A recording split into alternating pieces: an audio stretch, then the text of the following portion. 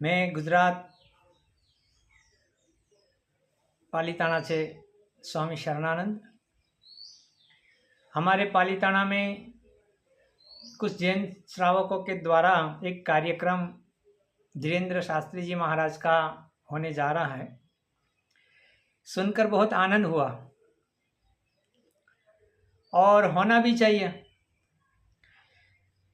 और खास ये वीडियो बनाने का उद्देश्य मेरा यही है कि धीरेन्द्र शास्त्री जी महाराज आप पालीताना में जैनों के वहाँ पधार रहे हैं, जैनों के स्टेज पर आप बैठेंगे और स्वाभाविक है जिसके स्टेज पर बैठते हैं तो उसका भी थोड़ा बहुत गुणगान तो गाना ही पड़ता है। लेकिन हमारे इस वीडियो के माध्यम से आपको ये ध्यान दौड़ना है कि हम जैन सिख बौद्ध सबको अपना मानते हैं, इसमें कोई शंका नहीं, हम उसको हिंदू ही मानते हैं। लेकिन ये हमको सनातनी को अपने वो हिंदुत्व को स्वीकारते हैं कि नहीं स्वीकारते हैं, एक तो पहले हमें एक बात ध्यान ना रखनी है। दूसरी बात यह है धीरेन्द्र शास्त्री जी महाराज के जैनों के बहुत सारे शास्त्र है, पुस्तकें हैं, उसमें एक जैन रामायण भी है, जैन महाभारत है और एक षष्ठी शकला पुरुष चरित्र नाम का उसका ग्रंथ है जो हेमचंद्राचार्य जी ने बनाया है। धीरेन्द्र शास्त्री जी महाराज, आपको आश्चर्य होगा कि जैन रामायण के अंदर बिल्कुल हमारी सनातन परंपरा के जो राम जी है उससे बिल्कुल विपरीत लिखा है। उसमें हमारे देवी देवताओं को नीचा दिखाने का और उसके तीर्थरों को ऊपर दिखाने का बहुत बहुत प्रयत्न किया है। इसमें जब भविष्य में रावण तीर्थकर बनेगा तो माता सीता उसकी प्रथम गणधर बनेगी, यानी कि मुख्य सेविका बनेगी। और राम भी जैन धर्म पालकर वो मोक्ष में गए थे। जिस आप हनुमान जी के उपासक हैं, उस हनुमान जी के जन्म से लेकर उसकी माँ का भी उसका ऐसा वीडियो है, अगर आप जरूरत हो कि मैं आपको भेज दूंगा।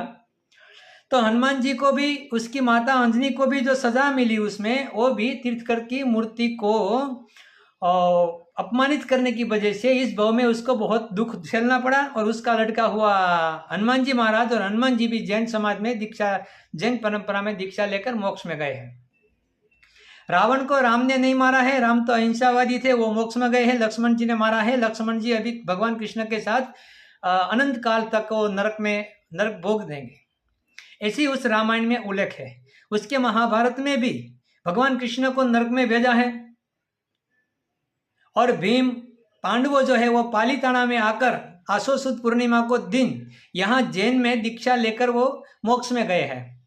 तो हमारे शास्त्र को इन लोगों ने इतना विपरीत बनाया, विकृत किया है। तो मेरी आपसे हाथ जोड़ के विनती है कि आप इन लोगों को पूछिए कि आप जिसके साथ रह रहे, जिस धर्म को मान रहे हैं, और आप जब ऋषभदेव की बात कर रहे हैं, भागवत के 6ठे अवतार है, क्या वो उसी ऋषभदेव जी को मानते हैं?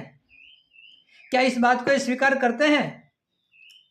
माता अंबिका को भी उसने एक जैन की लड़की बताकर ब्राह्मण के साथ उसका ब्याह हुआ और ब्राह्मण के साथ अच्छा रिश्ता न बनने की वजह से वो घर से चली गई और तपस्या करके वो भी एक जैन की देवी बन गई। और जो जिस अंबिका माता को, जो अंबाजी माता को हम पराशक्ति जिसको बोलते हैं, उसके लिए भी इसकी धारणा यही है। इसीलिए धीरेन्द्र शास्त्री जी, आप, मेरी विनती है, आप थोड़ा जैनों का शास्त्र का अभ्यास कीजिए और तटस्थता से, हमें किसी को नीचा नहीं दिखाने की मैं बात नहीं कर रहा हूँ, लेकिन जो हमारे साथ है, हम जिसको अपना मानते हैं, उसकी धार्मिक मान्यता हमारे तरफ कैसी है? कुरान में तो खुला है, किसी ने भी हमारे इतिहास को विकृत नहीं किया है। हमारे दुश्मन जरूर है, हम लोगों को मारने की बात कही है, लेकिन इन लोगों ने साथ लेकर और हमारी संस्कृति को विकृत करके हमारे इतिहास को, हमारे आराध्य देवों को भी उसने नरक में भेजा है। माता गंगा को भी उसने उल्टा कह के भेजा है। इसीलिए ये वीडियो जिसके भी, क्योंकि मैं तो अभी, मेरा इसी औकात नहीं है कि मैं धीरेन्द्र शास्त्री जी के साथ मुलाकात कर सकूं, लेकिन इस वीडियो के माध्यम से मैं धीरेन्द्र शास्त्री जी को कहता हूं कि आप जैन समाज का थोड़ा उसका शास्त्र का अभ्यास कीजिए।